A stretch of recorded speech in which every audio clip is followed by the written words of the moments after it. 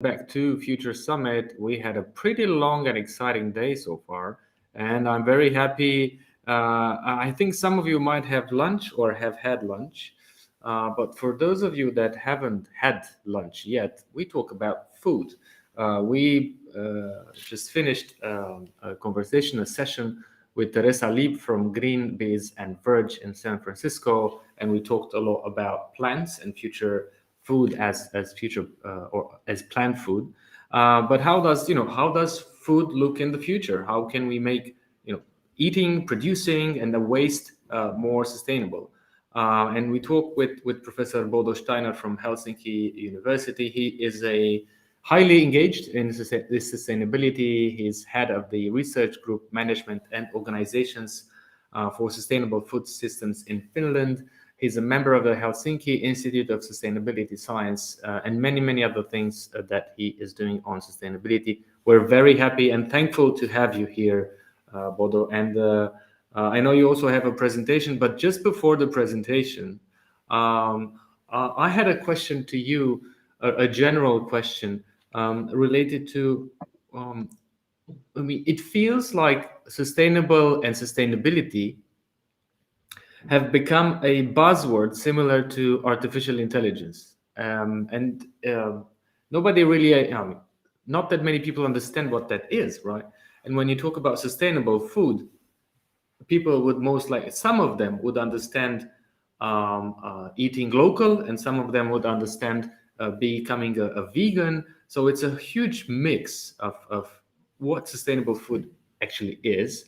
What do you, in two sentences, what do you make of this wording? First of all, the fact that it creates a buzz in itself, no matter how you would define it, I would say, is in itself important when you think of COP26, when you think of the real issue, food contributing to about 25% global greenhouse gas emissions, etc. So we need to make an impact and a change. So if we can engage people, youngsters, everybody, all of us, by engaging in a discussion about the buzzword, or is it a buzzword? How can we narrow it down? And I will try with examples to narrow down in the next few minutes. I think that in itself is important and is good. So I would keep that word and go on and really kind of keep everybody engaged. That's to me the most important thing, because we need to make a change. We need to transition, however we frame this in terms of futures and scenarios. So, let's not be too academic. Let's be really pragmatic. And I will also talk about investments, innovation and passing, etc. And it's really engaging everybody to say we have an important issue, a crucial issue, obviously, and we need to make a difference. Yeah. So let's go to full screen with your presentation, and then let's resume. Sure, I'll try to be short, and so that we really have time for some engagement. Yes. So if I'm just seeing the other screen, can you? It's not yet full screen for us, so okay, I think apologies. Let me go to full screen. Is it now? Not yet, but we'll work with what I think it's gone already. Yes, I just. So let's put it again. There's no online event that can be extremely smooth, because technology is not always sometimes working. So let's do another perhaps full screen, and if not, we can just stay with this. Sure, I will do my best. It's very peculiar. I can't because on my machine I have it in full screen. Okay, so don't worry. Let's just go on. So I'm going to leave you to speak, and then we come back in 1 second. So just put it back, and then just leave it the way it was to some extent.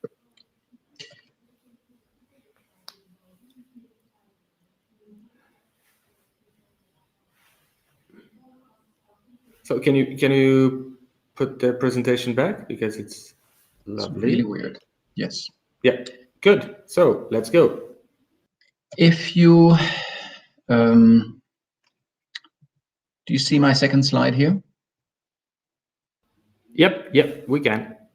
You can, because if you give me 1 second, I still think we can handle this with the full screen, because it does make a big difference, since I really would like to run us through in a sequential way, and I'm not sure why, because we did manage before,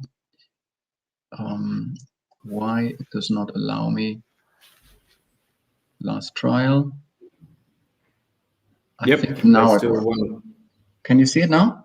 Yes. All right.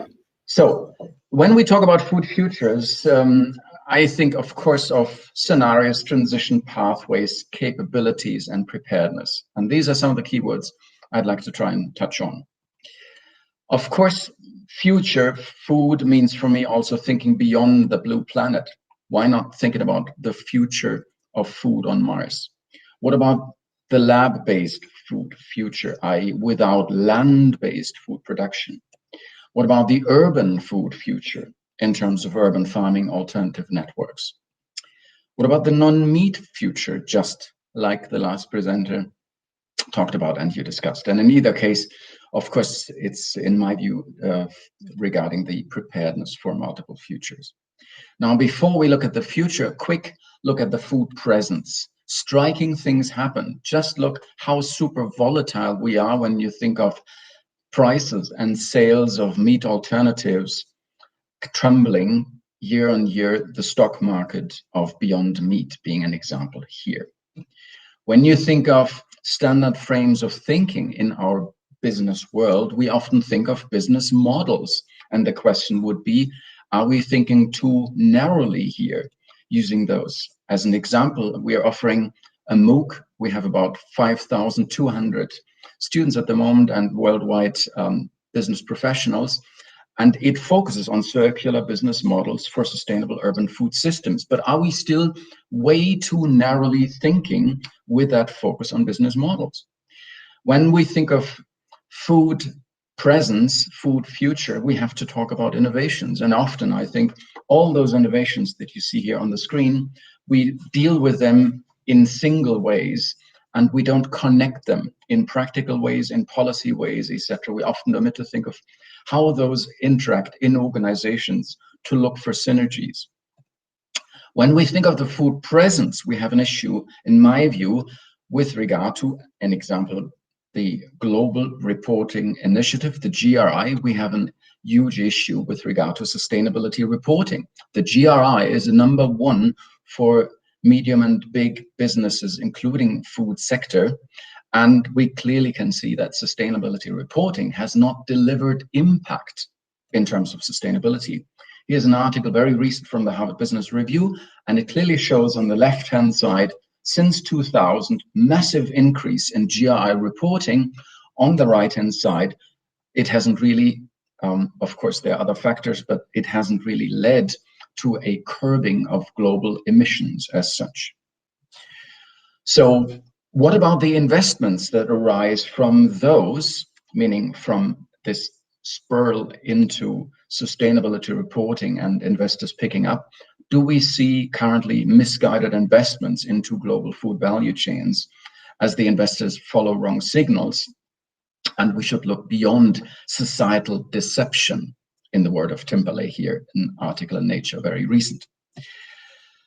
What we need to go from the present to the future, I think, is, for example, investments via grants, not loans, like it's often the case in France and other countries. I would argue in a post-colonial mechanism through the back door, we need not these grants, not loans, not grants instead, in order to enable the food producers, especially in less developed countries, to be able to transition to a future that is more sustainable. Thinking of how much food we import from Africa, as an example. When we think of food futures, we need to stimulate green investment. And as an example, the European Commission is forthcoming next year and beyond with the so-called product environmental footprint.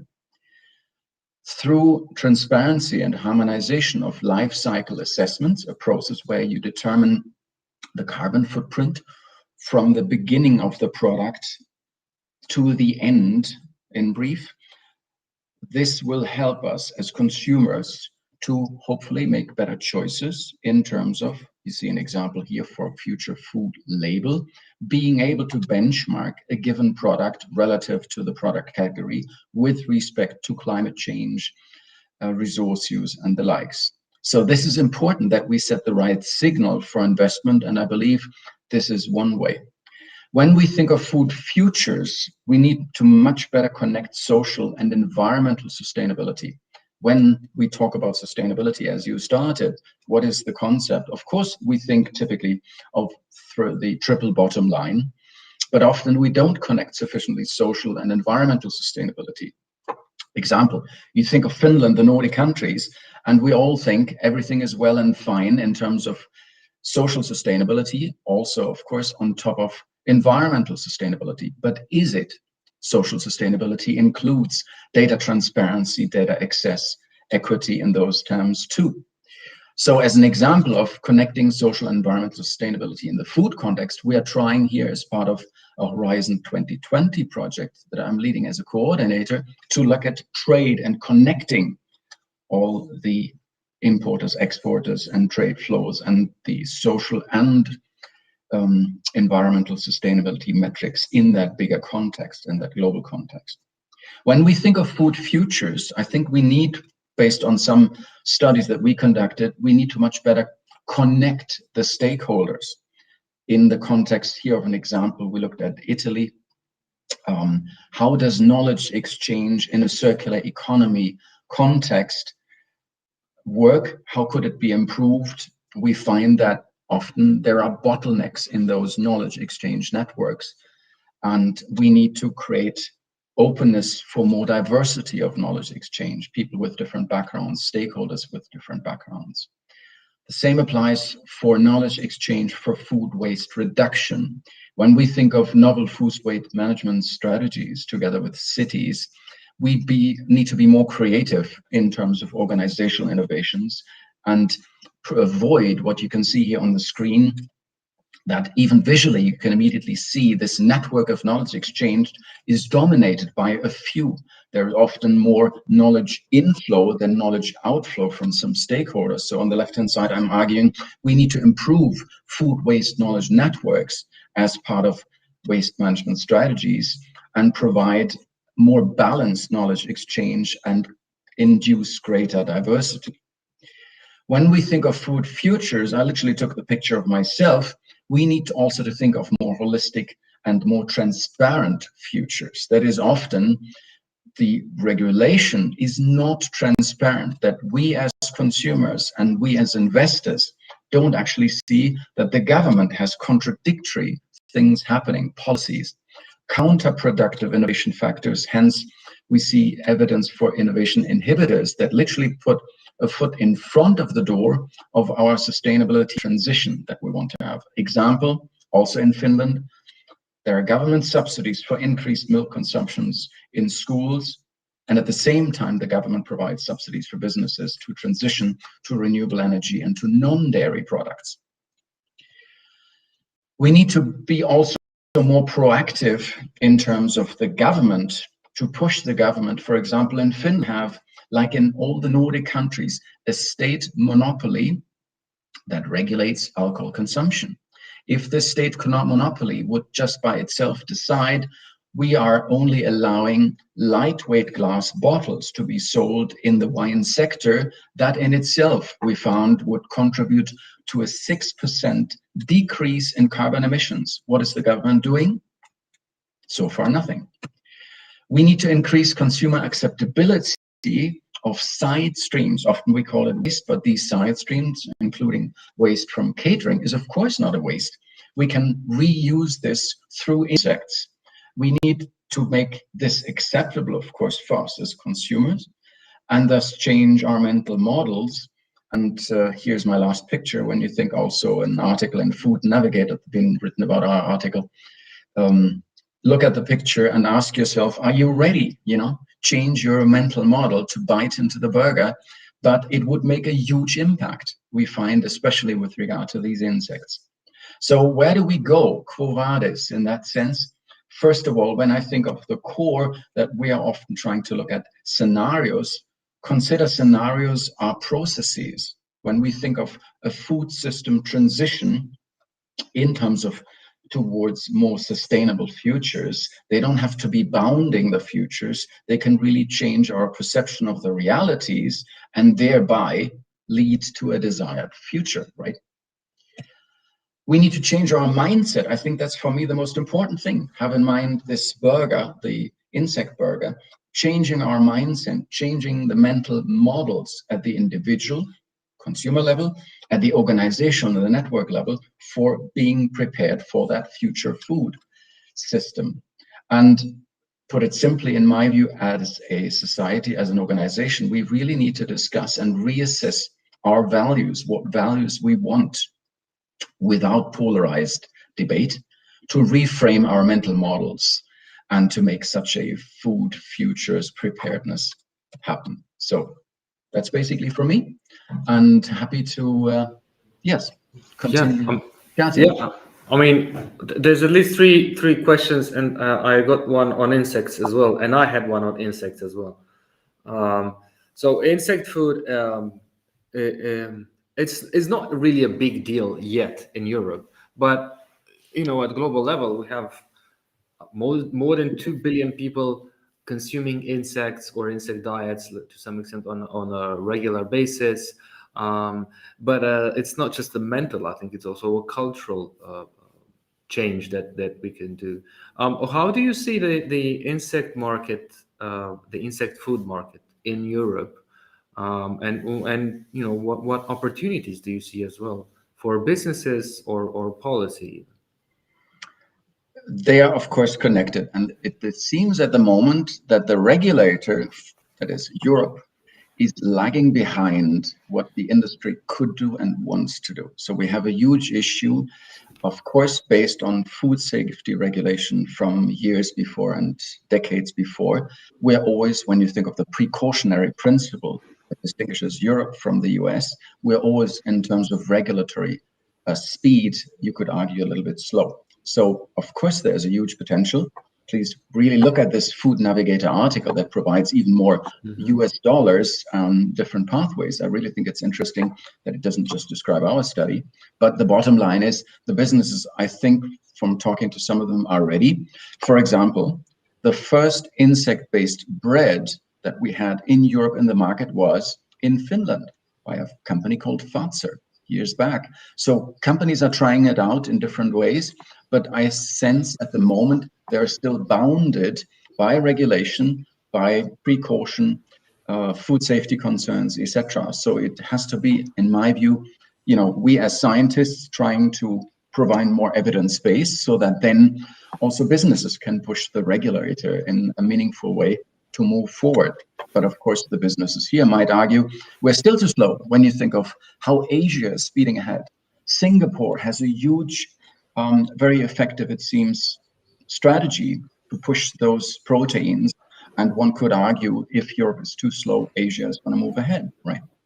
Yeah, I mean, Asia is definitely moving ahead in many other topics. So why not insect food as well? I wanted to ask you, when you look at a food system, right?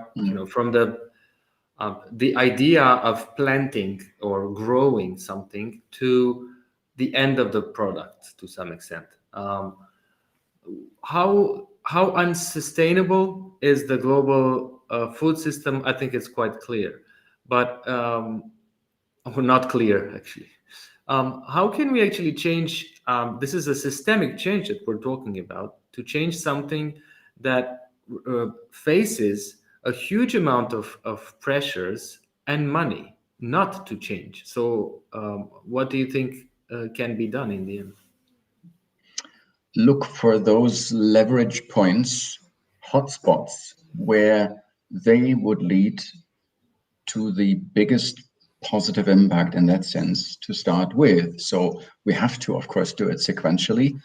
And I mean, the complexity also when you think, again, of COP26, when you think of politics as well being in the way are huge. So it's not just, okay, here the science would say you should go in step 1, 2, 3, look for these biggest potentials just in terms of even business potential, in terms of making a big impact. Just think of methane beyond CO2 in the context of beef production, right? Global beef production contributes to about 6% of greenhouse gas emissions, in contrast to aviation globally, 3%, right?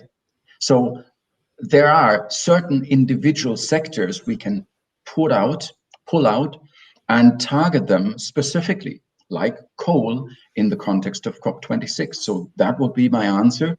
And then as a society, we express our values, our preferences, change mental models, express that to the policymakers and push, like, again, the Fridays for Futures. And do you see in your line of work, which is related mainly to food, but sustainable food, and not only, do you see a change in behavior of newer or is there a wave of sustainable food consumers, let's call them? Of course, there's other, textiles, etc. But how do you look at this, let's call it new generation, if there is one? Sure, for sure that's the case. That is both when you look at studies, consumer willingness to accept new products, sustainable products, etc. When you look at incubators, that is students that we have that are parts of incubators, innovating new products, etc. There is a new generation, and in that sense, like always, you could say there is a generational turnover. I guess what we need is to be even more radical, to push for this turnover to be faster, to open the doors. And like we said at the beginning, yes, we can debate endlessly academically about what exactly is sustainability, but look at the facts in terms of what are the biggest issues, accept science, go beyond Trumpism.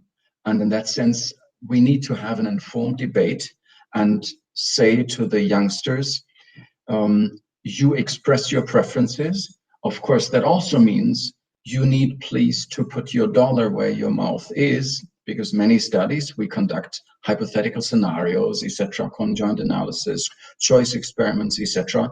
And it always seems everything is well and fine, but in the end, when people go to the supermarket, there might be a difference in actual preference expressed.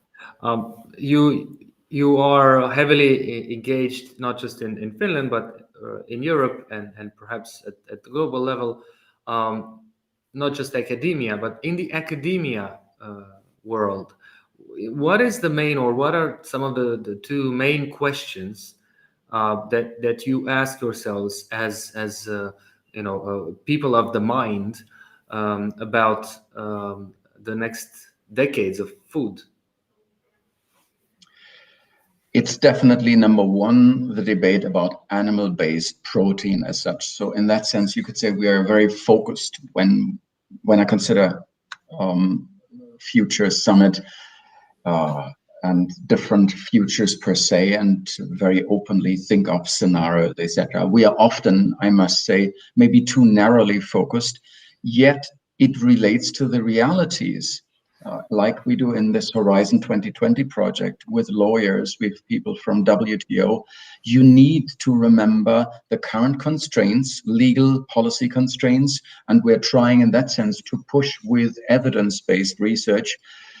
And yes, that prevents you perhaps from very, very big frame shift thinking.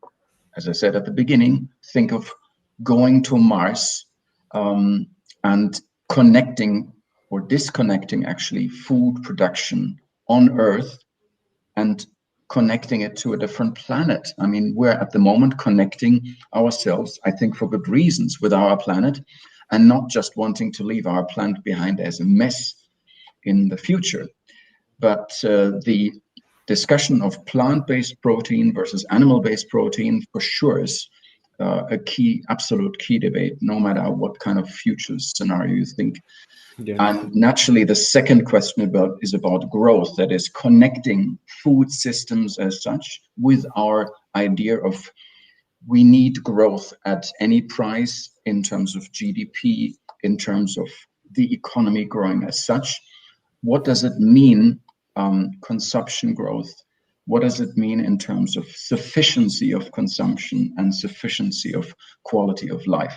Especially when you think of us in the Western world, looking versus, let's say, many consumers in India, etc., and even mentally tempted to be say, hey guys, we have gone through a mess. We would like to tell you what you shouldn't be doing. So there are policy issues, there are of course ethical issues, and it's not that simple. But I would say once more, the plant-based, meat-based debate is a big start, and then we continue from there. Yeah, yeah. Is there a question that you think, as consumers, we're not really asking ourselves, or what is the question that consumers, let's call ourselves sustainable or responsible consumers? What is the question that we don't know that we should ask ourselves? That we don't know. In the sense, I mean, I understand you're really wanting to think beyond the small frame in a sense. I am not sure whether we really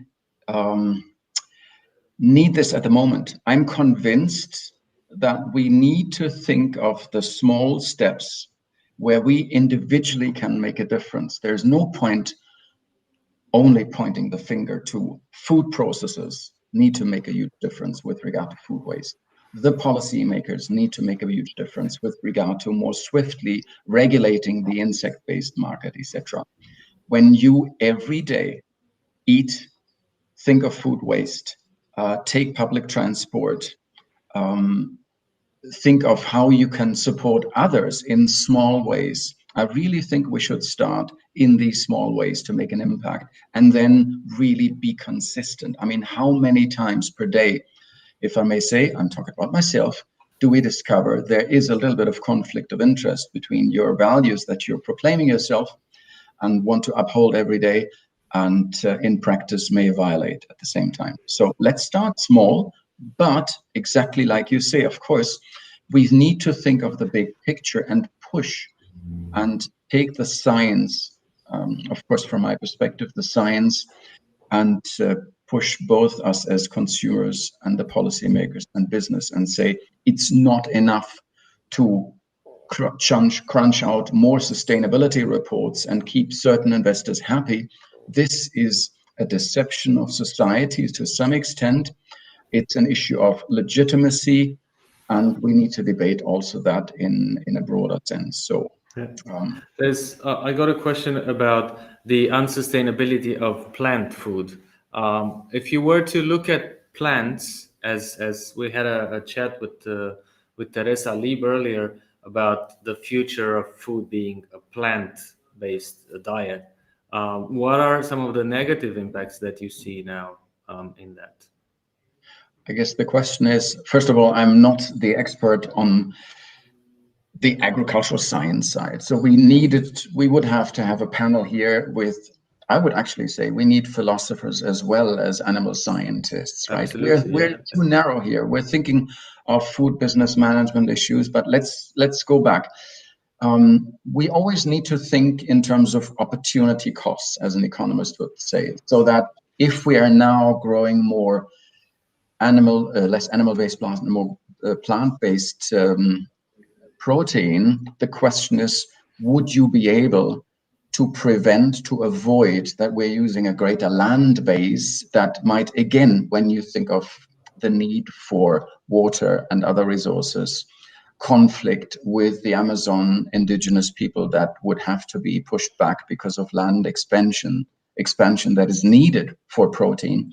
What are we, in terms of other factors, creating potential problems, potential external effects that we haven't thought of. So it's not just, okay, we are cutting down on beef consumption and we're planting more grain and everything will be happy. It's not a one-to-one substitution, of course. We really need to think in systems, like you say also, and in terms of the interconnection, and that, of course, there will be cross effects that we may not anticipate today. And that's, again, why I think we need to have a very informed debate and having a diversity of sciences on board to really see and project what will be these different impacts. Are we able to transition away from a land-based protein, veggie protein-based production, etc.? And what will be the costs, nevertheless, when you think of underground urban food farming, etc., even if that was just for cooking?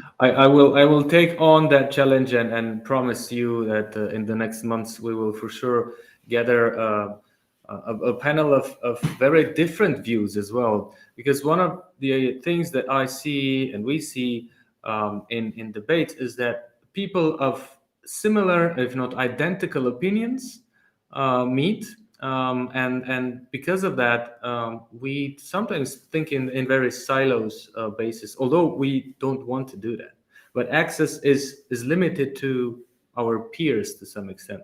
So perhaps, also having at the table somebody that has an animal farm, but also somebody that is a vegan, respecting each other's views and seeing, Yes. okay, what are some of the futures, again with an S, the futures where we go. And one or two final questions that I also got for you, and one that I just got via comments now. Where do you see Europe in the next 10 years as a, I guess the question is related to Europe being a sort of an innovator, or wanting to be, I'd say, an innovator at global scale. How do you see your food in Europe in the next decade? Food in Europe. Well, first of all, I'm a big fan of Europe in every sense, in terms of values and the like. And when you talk to, I would argue, some of the key decision makers in Europe, at least also on the policy level, the talk is about values. Europe needs to, in the food context and specifically, make clear that we are standing behind certain standards when it comes to social and environmental sustainability, and we're not compromising on those. And I truly believe if the Commission, other bodies, can support this through effective regulation, again, thinking of our insect-based farming, thinking of this product environmental footprint initiative, etc., that has been going on now for 7 years already. If we are able to put this into practice and stick to those values reflected in higher standards and say, this is Europe, we are distinct, we stand for something, then I really think both in terms of competitiveness, we have a good chance. And also, of course, we would make an impact because of the scale of Europe being able to set standards. Just think of IT and other things too, that a pushback, thinking of Facebook, Google, and the European Commission, all of that, pushing back in certain ways with regard to standards in the food context, in the global food context, WTO and the likes included, we would have a good chance, I think, to make an impact globally with regard to sustainability, and also in terms of business-wise, in terms of becoming and being more competitive as such, and setting the right incentives for innovation. Exactly. That is the sort of a point that I wanted to make. It's not just about ambition and desire, but it's also about incentives and support. We had with us Professor Bodo Steiner from the University of Helsinki. We kept him 5 minutes more, and we're sorry, but we're also glad about that. Pleasure. We continue the summit later on in the evening. We talk about reinventing cities, and then we talk about the economic outlook for the next year. Join us tomorrow from 10. We talk about climate change and many other topics. Thank you so much for having us in your Thank day. you. And always happy to receive emails. If anyone has more questions, I look forward to those. Lovely. And thanks for having me. And thanks and congrats to a great summit. Looking forward to it. Thank you very much. By the way, this is the email that he was talking about. Have a lovely day. Bye-bye.